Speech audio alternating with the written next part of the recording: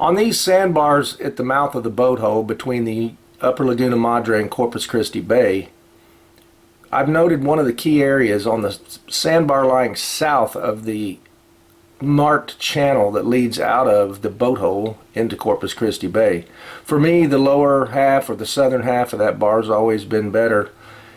This place is best when tides are moderately high or high, so that there's plenty of water covering the bar. If the water gets too low, then the edge of the bar is basically all you've got, and it's usually blown out water in that situation. But if the tide is moderately high, you'll catch fish best here by either throwing right up on top of the bar or along the edges where the grass grows out and filters off into places that are too deep for grass to grow on the bottom.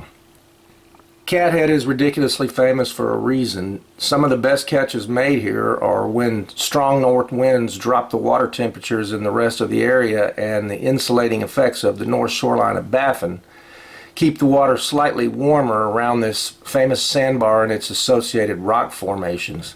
I've noted 3 key areas here on this graphic, and any one of them can produce in such a situation. Cathead is also productive at many other times, including when light winds occur after a front in the spring, also in the hot summertime when the fish are more likely to be biting out around the actual rocks. Sometimes casting right at the rocks is required in that situation. If the tide falls low enough, wading out to the south of most of the rocks off the bar on the edge of the deep water and throwing back towards the shallow part that you can see as the lightest portion of the sandbar in the screen is often the best bet.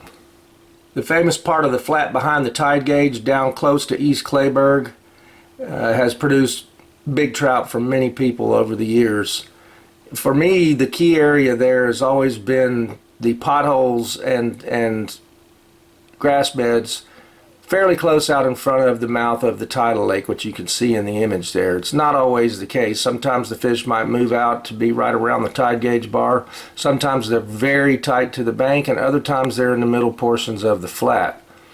Again, the biggest fish and the times that I've caught the most fish here are in springtime with the water blowing at the bank.